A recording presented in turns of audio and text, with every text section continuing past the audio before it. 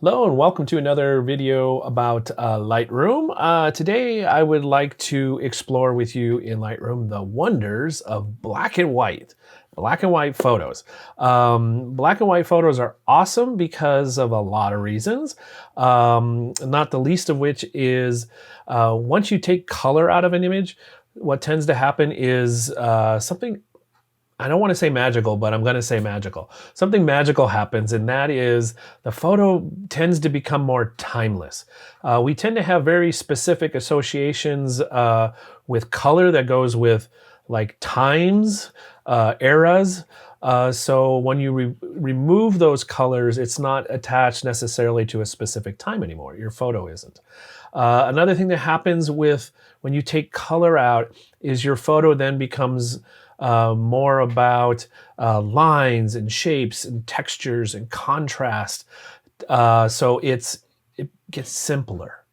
So in some ways, with black and white photos, you can't lean on some of the crutches we use to make our photos interesting with color or other, with the things we do with color that maybe hide a photo that's not quite as interesting, but we're just attracted to color, so the photo becomes more interesting. Anyway, black and white, really easy to do in software. A lot of times in your camera now, especially if you have a mirrorless camera, you can set your camera to show you a preview in the viewfinder or on the screen on the back, what black and white will look like. So what do you need for a black and white photo? Here's what you need for a black and white photo. A photo. Anything will work as a black and white photo. But having said that, some photos tend to, I think, be stronger as black and white. And those photos tend to, again, be more graphic in the sense of they're more, there's lots of lines and texture and shapes and contrast. Yeah, so they're a little more like that. Yeah.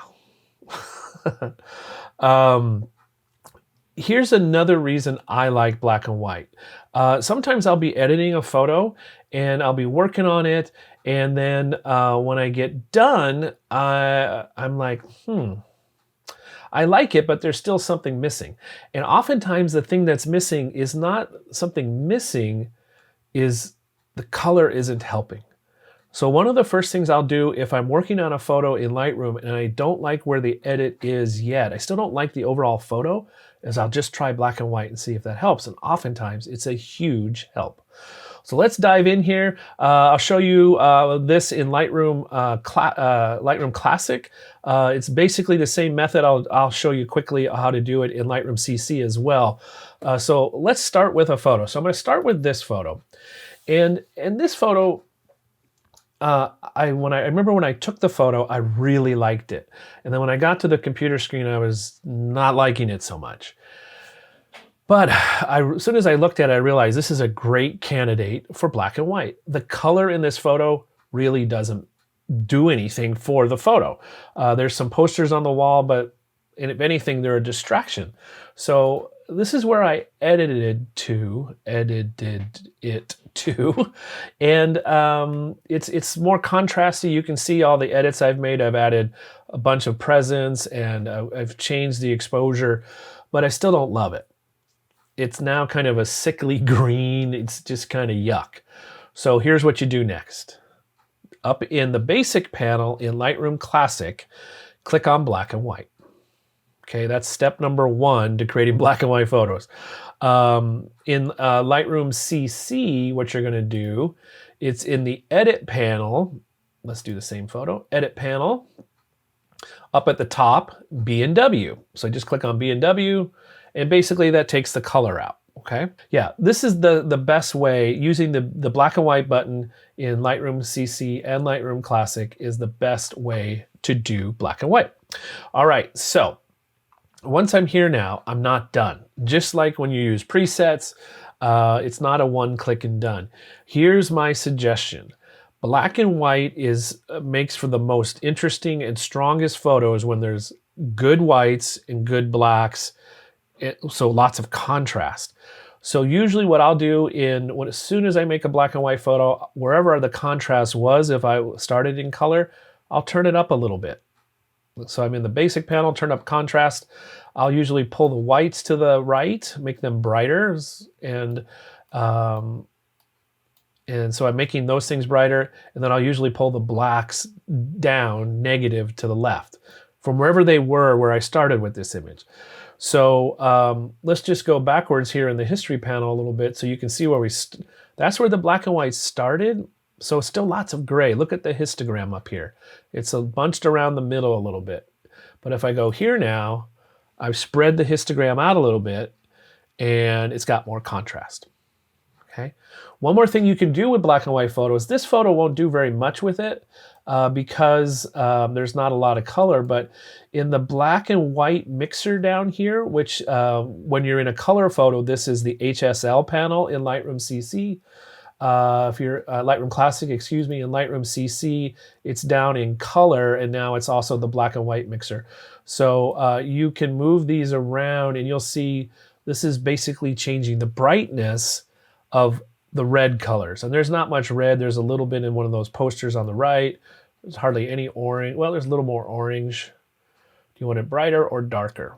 I'll show you a better example of this in the next photo. All right, so that's the starting point. Click on black and white, adjust contrast basically with the contrast slider, highlights, shadows, whites, and blacks. Okay, let's do this photo. So let's do the next photo. So here's another example of a photo that'll make a great black and white. It's got some cool shapes in it, lots of lines and some texture, but not much color. The color is very muted, doesn't really do anything to add to the photo. Even when I crank up my basic panel changes, not much going on here. So let's click on black and white. Better, right? It's by pulling those colors out and getting rid of the contrast of the colors, now this is more uniform.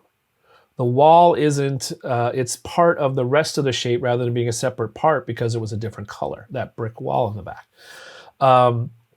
In this one, let's go down to the black and white mixer down here. So here's that wall. That's mostly that orange. Do you want to make it brighter or darker? And I might go a little brighter. And again, increase contrast.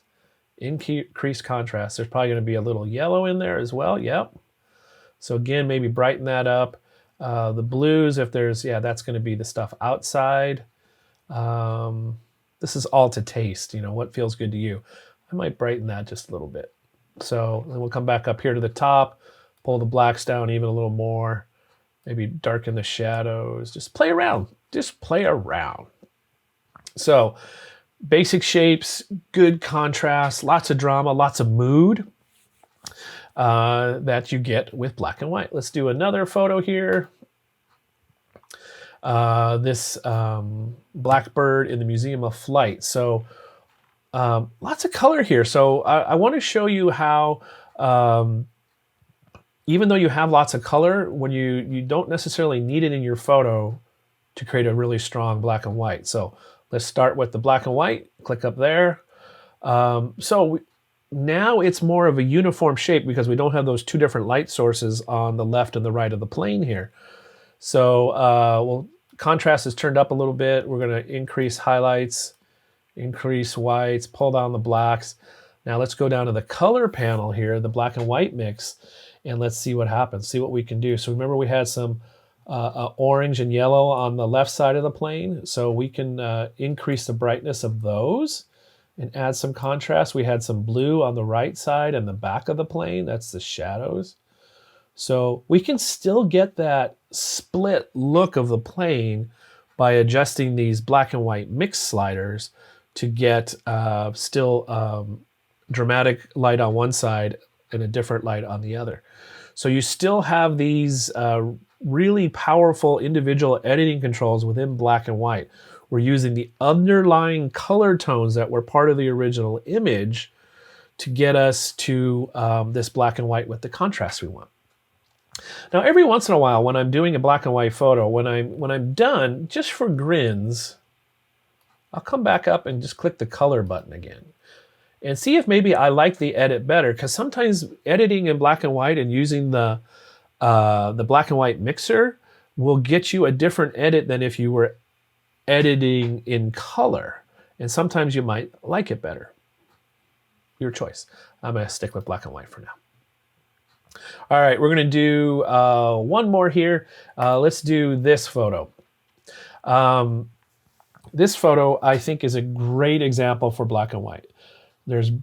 It's basically blue and white. So making it black and white is going to probably make it stronger. So what I want to do is we're going to do the black and white button first.